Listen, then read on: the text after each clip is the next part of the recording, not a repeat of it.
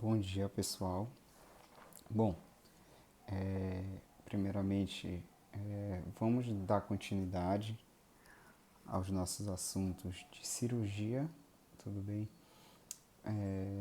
Para o pessoal do sétimo semestre, né, tanto essa aula vai servir, eu acho que o pessoal do sétimo B e do sétimo noturno, então possivelmente são as turmas que eu sou responsável. Na verdade, eu sou do sétimo noturno, só que o Ricardo, não sei se ele está com dificuldade de postar, ele pediu também para eu dar. Então a gente vai acabar reprisando para o pessoal do sétimo noturno essa aula que eu já havia dado e serve como uma forma de estar voltando, né, ao assunto para quem tem a oportunidade ou quem perdeu a aula tá relembrando os princípios de exodontias que são muito importantes para a gente fazer a nossa técnica cirúrgica, tudo bem? E para o pessoal do sétimo também uma maneira de estar dando este assunto para eles. Eu acho que eles ainda não viram, tudo bem? Então vamos lá. Eu vou passar um pouquinho aqui, tudo bem? Então a gente vai falar dos princípios de exodontias. E como principais indicações das exodontias, só relembrando, né, a gente vai ter a impossibilidade de tratamento dos dentes pelas demais especialidades. Então é de fundamental importância a gente não está indicando a exodontia para esses dentes como uma forma da gente tá fazendo a cirurgia assim por fazer, tudo bem? Então a gente vai verificar a impossibilidade de tratamento dos demais dentes pelas demais especialidades, desculpa. Então quando o dente não tiver mais indicação de nenhum salvamento, nenhuma indicação endodôntica, indicação protética, indicação ortodôntica em si, então a gente vai estar indicando ele para fazer a exodontia. Lesões de furca, tudo bem? Quando a gente tem essa situação aqui de doença periodontal associada à lesão de furca, a região da furca, a região entre os dentes, tudo bem? A gente pode ter uma lesão nessa região. Lesão de furca, praticamente o dente já está condenado à exodontia, tudo bem? Então tudo isso vocês podem estar olhando e realizando no planejamento de vocês. Raiz residual, tudo bem? Então as raízes residuais também são indicações de exodontias, tá? Principalmente na nossa clínica é o que a gente mais encontra aí, são as raízes residuais, dente com lesão de furca. Geralmente a indicação para a gente já estar fazendo a exodontia em si do dente. Doença periodontal avançada, tudo bem, principalmente essas que já têm perda do tecido ósseo de suporte ao redor do dente.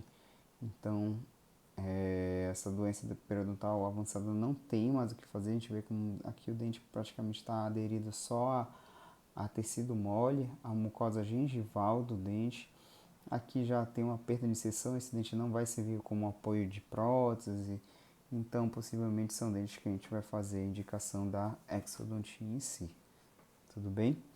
Processo infeccioso local também, a gente pode estar fazendo a cirurgia de exodontia e grandes extrusões dentárias com impossibilidade de instalação de prótese, tudo bem? Então, ó, verifique nesse caso aqui a grande extrusão que teve desses dentes dos molares superiores pela ausência dos dentes antagonistas, desses dentes de contato. Então o dente vai instruído, não tem dente de contato na arcada inferior, o dente vem instruindo e fica impossibilitado depois da gente fazer um tratamento protético, porque a gente não tem espaço protético nessa região inferior, então acaba sendo uma indicação de cirurgia de exodontia, porque o dente perde toda essa parte de suporte nessa região, tudo bem? Então tudo isso acaba sendo critério para a gente estar fazendo a nossa exodontia em si. Dentes supranumerários, então esses dentes supranumerários a gente acaba fazendo, né, são dentes a mais que a gente tem na arcada dentária, então a gente acaba também indicando para exodontias. Indicações ortodônticas, principalmente primeiros e segundos molares, quando vem para indicações ortodônticas, dependendo da mecânica ortodôntica que o ortodontista vá querer fazer, se é retração de bateria anterior dos incisivos, ou se ele vai avançar um pouquinho, vai inclinar, isso vai depender muito. E geralmente são indicações que acabam vindo também com frequência para a nossa clínica, porque tem curso de ortodontia lá nos Amas, então são indicações que geralmente os profissionais mandam para a gente e a gente tem que fazer com segurança, com muito cuidado, para não estar fazendo a extração do dente errado aí nesses casos, tudo bem? Alguns comprometimentos vão ser, com relação às contraindicações, alguns comprometimentos médicos a gente vai acabar não realizando um procedimento de exodontia em si, tudo bem? Essas contraindicações dos anestésicos locais, com relação a contraindicações sistêmicas, verificar se o paciente pode estar fazendo ou não utilização desse anestésico local, tudo bem? Então, ver se ele tem alergia a algum componente dos anestésicos locais que você vai utilizar, ou algum anestésico em si especificadamente, então tenho que verificar isso, verificar algumas contraindicações absolutas que estão relacionadas a pacientes com doença cardiovascular não controlada. A doença cardiovascular, a gente vai ter uma aula disso para falar dessas doenças e especificadamente cada uma, quando, que critérios a gente vai ter para estar utilizando ou não um anestésico local associado à doença cardiovascular, o que problemas ele pode ter associado até a exodontia, tudo bem? Então, tudo isso ele toma alguns remédios que geralmente promovem o sangramento a mais, tudo isso a gente vai conversar depois com o paciente, tudo bem? Mas se o paciente está com doença cardiovascular não controlada, diabetes instável, a gente sabe que ele vai ter uma propensão a ter um processo infeccioso e um retardo no processo de reparo tecidual do dente, então a gente tem que ter um cuidado com relação a isso. A doença renal no estágio final também, risco de endocardite bacteriana, a gente vai ter uma aula para falar dos critérios sobre esse tipo de paciente, tudo bem? Que critérios a gente vai ter que seguir para estar realizando essas cirurgias, discrasias sanguíneas graves, pacientes que têm essa propensão a ter um sangramento a mais do processo cirúrgico, gestantes no primeiro segundo, e terceiro trimestre, tudo bem? A gente dá preferência para estar fazendo cirurgias em gestantes no segundo trimestre de cirurgia, de gravidez, desculpa.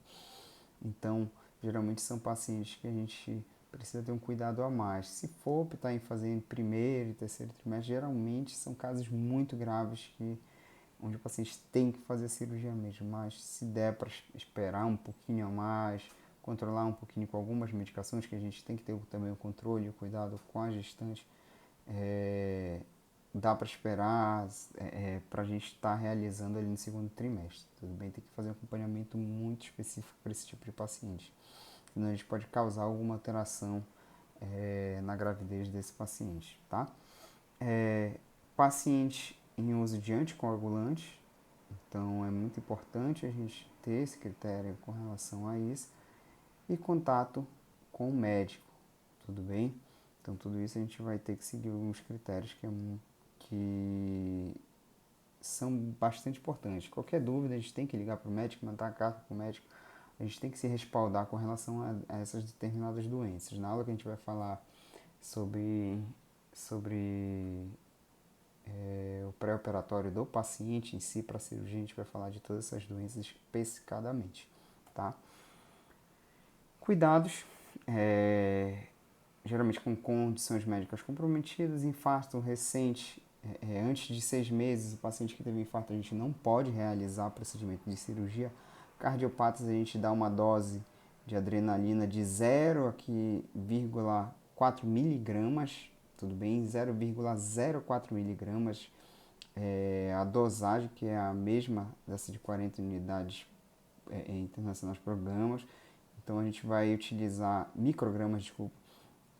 A gente vai utilizar, né, vocês podem estar colocando que geralmente é o que aparece, que é 0,04 miligramas, tudo bem,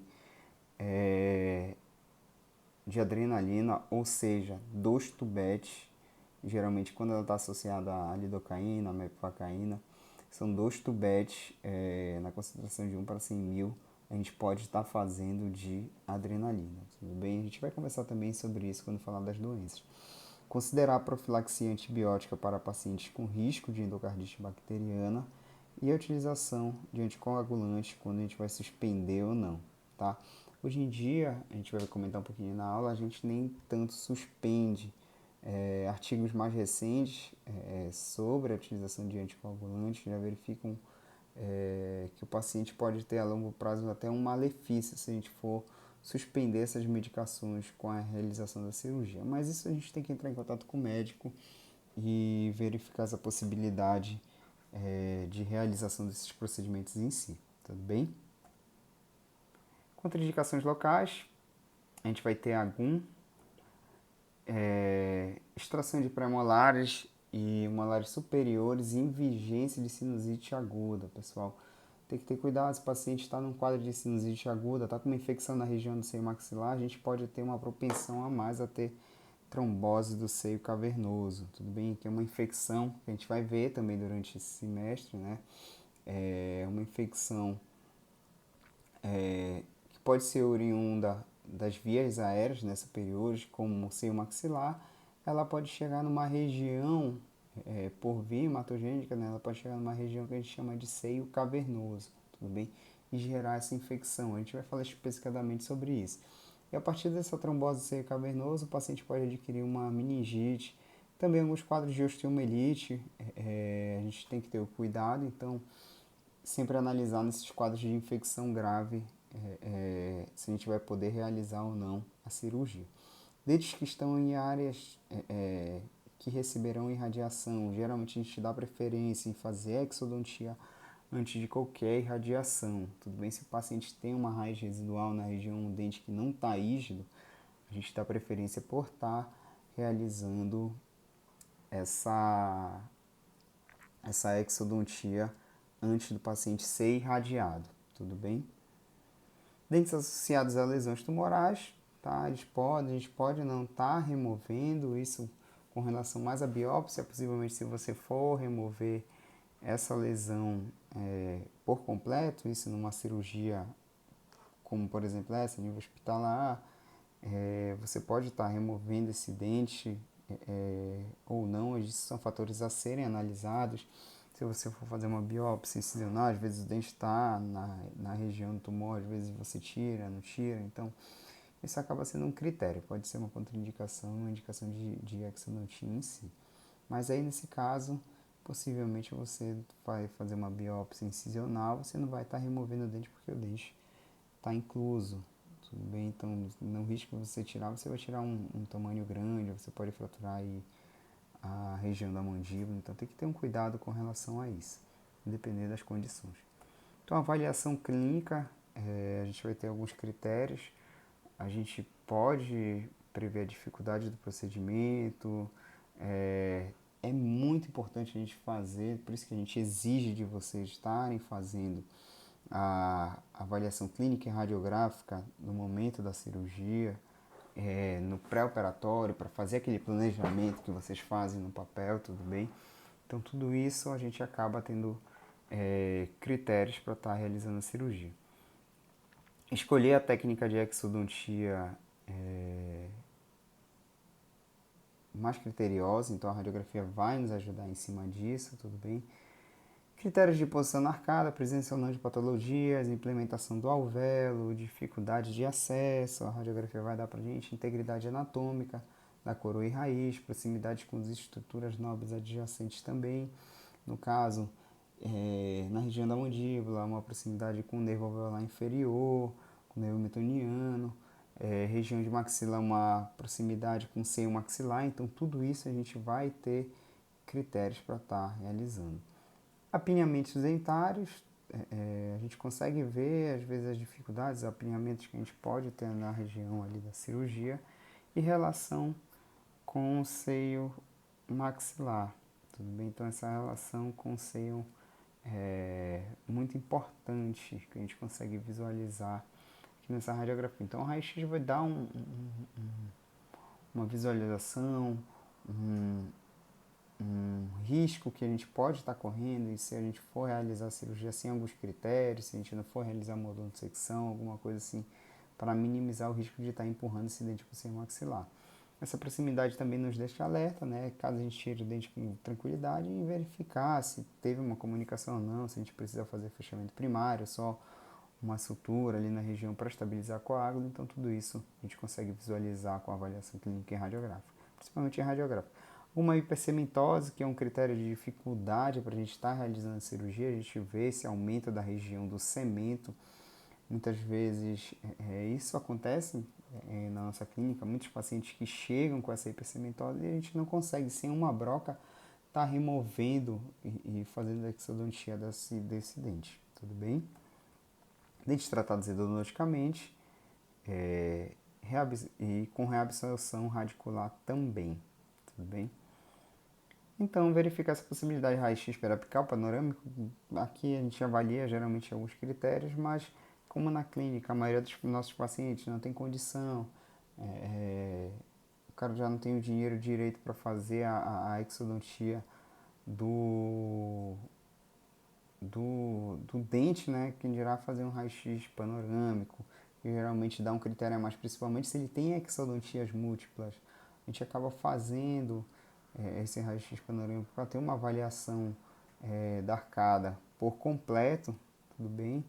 Então, muitas vezes a gente vai ser questionado. Agora, alguns terceiros molares, quando vocês chegarem lá na frente, possivelmente a gente não vai ter que fazer uma radiografia panorâmica para verificar com mais propriedade a relação anatômica dele com o nervo alveolar inferior em si, algumas vezes até a tomografia. Então, a gente tem esses critérios para estar avaliando o paciente.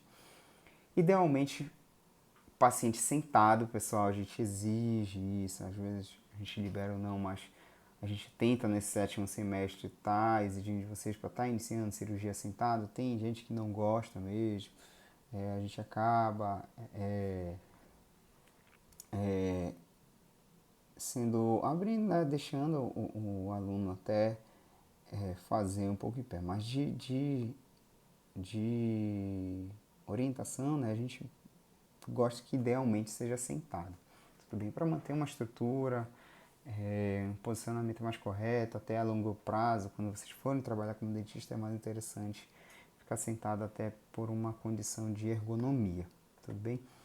Então, pacientes da arcada inferior, a cadeira geralmente é baixa, mais baixa possível, encosto inclinado para trás, e o plano oclusal paralelo ao plano horizontal, com o cotovelo próximo ao corpo, pessoal. Então, vê que o paciente fica numa posição mais inclinada e os dentes paralelos a esse longo eixo, tudo bem? Diferentemente da arcada superior. Já que eu vou fazer, né, na arcada inferior, eu consigo ter com essa angulação uma visualização bem melhor dos dentes inferiores, já diferentemente da arcada superior, que o paciente fica mais deitado na cadeira, até levemente inclinado para trás, tudo bem? Com 60 graus com solo. Logicamente, vou medir 60 graus com solo, geralmente é o ideal que a gente tem que ter. Então, um parâmetro que a gente tem, geralmente para fazer a cirurgia, a gente pede para o paciente deixar a cadeira numa posição supinada, a gente até acaba reclinando um pouquinho ela, em alguns casos, tudo bem? Que a gente consegue atingir esse ângulo de 60 graus. Algumas vezes até pede para o paciente hiperestender a cabeça um pouquinho para trás. A gente consegue ter esses parâmetros em cima disso, tudo bem? Posicionamento do paciente e do profissional com relação à posição do CD, se ele vai estar em frente, ao lado ou atrás, isso vai depender do dente que ele for estar removendo. Dentes superiores, geralmente, direita, à frente ou atrás, você pode ter esse posicionamento, principalmente com a utilização de fórceps e alavanca, para você fazer empunhadura para fazer a remoção. Direita, frente e trás, né, superiores, dentes inferiores e anteriores, você fica atrás ou ao lado, tudo bem? Então, geralmente, ou atrás, nesse posicionamento aqui, como a gente consegue ver, ou ao lado, tudo bem? Isso vai depender muito da pegada de que você vai ter com o fórceps aí na região. E aqui nessa região também, dentes inferiores e posteriores a gente já fica de lado com o paciente. Então tudo isso a gente vai tendo um posicionamento um pouco melhor com relação a esses critérios. Material cirúrgico, relembrando, para eu acho que todos, tanto o pessoal da B quanto o pessoal da Noturno já entraram em cirurgia, então isso já só está relembrando: afastador de Minnesota, seringa Carpulli, cabo de bisturi, descolador de Molte, periósteo de Molte, lima para osso, cureta de Lucas, pinça hemostática, pinça curva de 15 milímetros, porta-agulha. Então tudo isso a gente já vai, você já tem uma intimidade com esses materiais, tá? Tesoura e pinça automática de Addison ou de Etris que a gente pede. Esse material cirúrgico já acaba sendo a maior novidade, até para a gente estar manipulando esse tipo de material que vocês vão mais estar utilizando na cirurgia, que são as alavancas e os fórceps. Tudo bem, a gente vai ter que saber a numeração e cabo de alavanca para estar indicando para a cirurgia. Então, geralmente a gente vai ter o fórceps com uma ponta ativa, uma articulação e um cabo. E aqui também na alavanca ou extratores também, ponta ativa, uma haste e um cabo. Tudo bem? Aqui são a pinça goiva ou alveolótomo, broca e também cubeta, seringa, mangueirinha e as brocas para serem utilizadas no ato cirúrgico, tá? Então, tudo isso vai fazer parte da nossa mesa. Geralmente a disposição vem decorrente da sequência cirúrgica que vocês vão ter, que vocês viram nos princípios de cirurgia, de Eres e Exeres. Então tudo isso vai entrar dentro dos princípios. Você vai usar o afastador, vai fazer a anestesia do nosso paciente, vai fazer incisão, divulsão dos planos, incisão.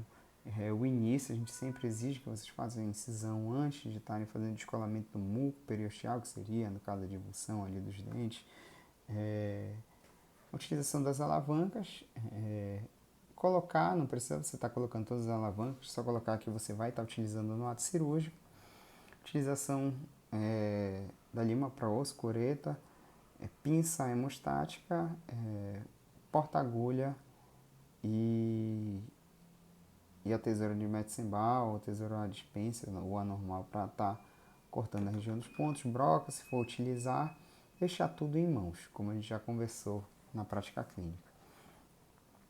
Verificar a técnica de cirurgia, tudo bem se ela vai ser com retalho ou vai ser sem retalho, tudo bem? Então tudo isso eu tenho que ter meus parâmetros para estar realizando. Se tiver retalho, verificar que tipo de retalho eu vou fazer, se eu vou fazer só incisões intracirculares e fazer o descolamento, se eu vou ter que fazer uma relaxante. Então tudo isso são critérios da gente estar realizando no nosso planejamento. Se vai precisar ou não de osteotomia, que é remoção do osso ao redor da raiz. Incisão, né, como técnica cirúrgica, a gente vai fazer a incisão e o descolamento, incisão do sulco gengival e tecido das fibras gengivais, tecido conjuntivo e supraalveolar, da região das papilas. Então a gente vai fazer toda essa região, incisionar toda a região ao redor do dente, tudo bem? E depois fazer esse descolamento, muco periosteal com Molte, descolador de Molte, a gente descola todo o dente ao redor, tudo bem? E a partir daí, começar os movimentos de luxação do dente. Algumas vezes, quando o dente tem essa área dentro lá do lado, a gente pode fazer uma incisão linear na região de crista. Isso vai facilitar o processo de descolamento desse dente ao redor. A gente pode ir lá fazer uma incisão bem pequenininha, linear na região de crista, para facilitar esse descolamento aí na região, tudo bem? A luxação e extração de fórceps também vem como na sequência do ato da cirurgia em si. Então a gente vai ter a luxação e extração do dente, que vai ser nada mais nada menos que a partir do rompimento das fibras do ligamento periodontal e dilatação das paredes do alvéolo. Tudo bem? Então a gente vai fazer com fórceps os movimentos, esse que a gente já vai ver no próximo slide, que já adiantando é o movimento de lateralidade ou de rotação Tudo bem, a gente vai saber os critérios quando fazer uma lateralidade, uma rotação, se só faz só lateralidade. E a utilização das alavancas também.